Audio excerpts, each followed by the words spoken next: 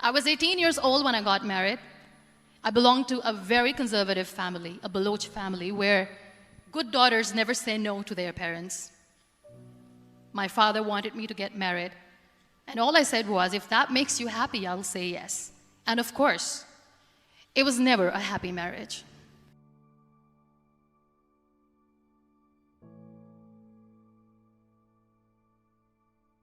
Just about after 2 years of getting married, about 9 years ago, I met a car accident. Somehow my husband fell asleep and the car fell in the ditch. He managed to jump out, saved himself. I'm happy for him. But I stayed inside the car and I sustained a lot of injuries. The list is a bit long. Don't get scared. I'm perfectly fine now. My right arm were fractured. The wrist was fractured. Shoulder bone and collarbone were fractured. My whole rib cage got fractured. And because of the rib cage injury, lungs and liver were badly injured. I couldn't breathe. But that injury that changed me and my life completely as a person and my perception towards living my life was the spine injury. 3 vertebrae of my backbone were completely crushed, and I got paralyzed for the rest of my life. So this accident took place in a far-flung area in the outskirts of a very small province, Balochistan, where there was no first aid, no hospital, no ambulance. I was in the middle of nowhere in that toppled car. Many people came to rescue. They gave me CPR. They dragged me out of the car. And while they were dragging me out, I got the complete transection of my spinal cord. And now there was this debate going on. Should we keep it here? She's going to die. Where should we go? There is no ambulance. There was this 4-wheeler Jeep standing in the corner of the street. They said, put her in the back of the Jeep and take her to the hospital, which is 3 hours away from this place. And I still remember that bumpy ride. I was all broken. They threw me at the back of the Jeep and they rushed me to the hospital. That is where I realized that my half body was fractured and half was paralyzed. I finally ended up in a hospital where I stayed for 2.5 months. I underwent multiple surgeries. Doctors have put a lot of titanium in my arm. There's a lot of titanium at my back to fix my back. Sometimes I wonder how easy it is for me to describe all this all over again. And somebody has rightly said that when you share your story and it doesn't make you cry, that means you have healed. Those 2.5 months in the hospital were dreadful. I was at the verge of despair. One day, doctor came to me and he said, well, I heard that you wanted to be an artist, but you ended up being a housewife. I have a bad news for you. You won't be able to paint again because your wrist and your arm are so deformed, you won't be able to hold a pen again. And I stayed quiet. Next day, doctor came to me and said, your spine injury is so bad, you won't be able to walk again. I took a deep breath and I said, it's all right. Today, doctor came to me and said, because of your spine injury and the fixation that you have in your back, you won't be able to give birth to a child again. That day, I was devastated. I still remember, I asked my mother, why me? And that is where I started to question my existence. Why am I even alive? What's the point of living? I cannot walk, I cannot paint, fine. I cannot be a mother. And we have this thing in our heads, being women, that we are incomplete without having children. I am going to be an incomplete woman for the rest of my life. What's the point? People are scared. They think I will get divorced. What is going to happen to me? Why me? Why am I alive? We all try to chase this tunnel. We all do this because we see light in the end of the tunnel, which keeps us going. My dear friends, in my situation, there was a tunnel that I had to roll on, but there was no light. And that is where I realized that the words have the power to heal the soul. My mother said to me, "This too shall pass. God has a greater plan for you. I don't know what it is, but He surely has." And in all that distress and grief, somehow or the other, those words were so magical that they kept me going. I was trying to put that smile on my face all the time, was hiding. It was so hard to hide the pain, which was there. But all I knew was that if I will give up, my mother and my brothers will give up too. I cannot see them crying with me. So what kept me going was, one day I asked my brothers, I know I have a deformed hand, but I'm tired of looking at these white walls in the hospital and wearing these white scrubs. I'm getting tired of this. I want to add more colors to my life. I want to do something. Bring me some colors. Bring me some small canvas. I want to paint.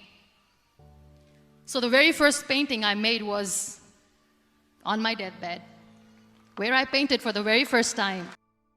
It was not just an art piece or just my passion. It was my therapy. What an amazing therapy it was. Without uttering a single word, I could paint my heart out. I could share my story. People used to come and say, "What lovely painting, so much color." Nobody could see the grief in it. Only I could.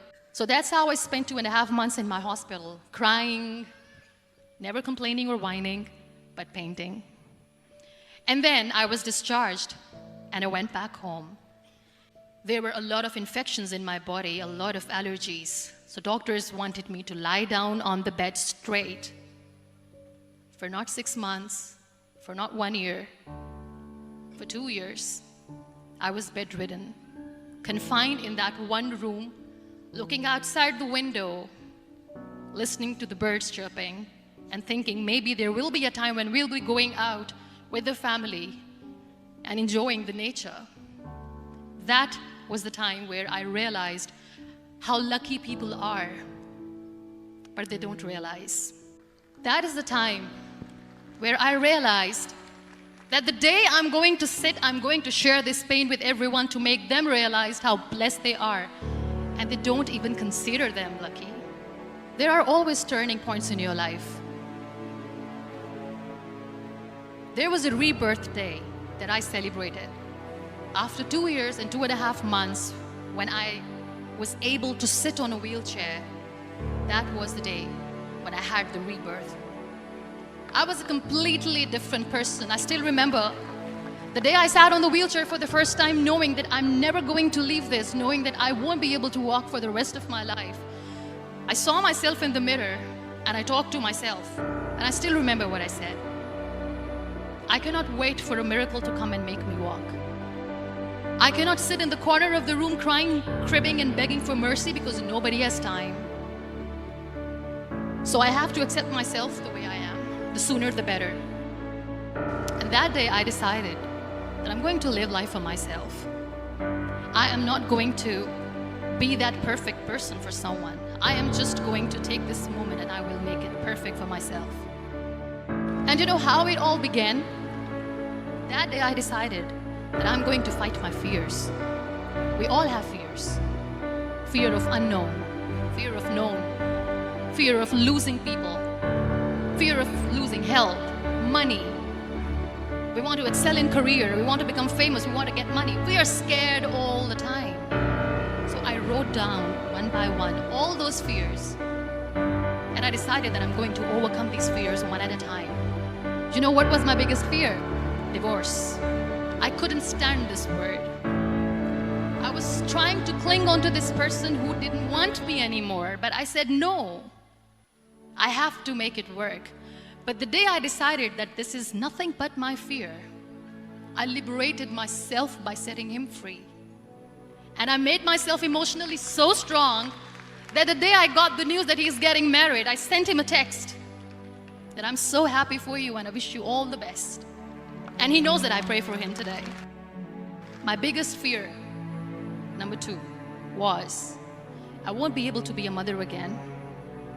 And that was quite devastating for me. But then I realized there are so many children in the world, all they want is acceptance. So there is no point of crying, just go and adopt one. And that's what I did. I gave my name in different organizations, different orphanages. I didn't mention that I'm on a wheelchair, dying to have a child.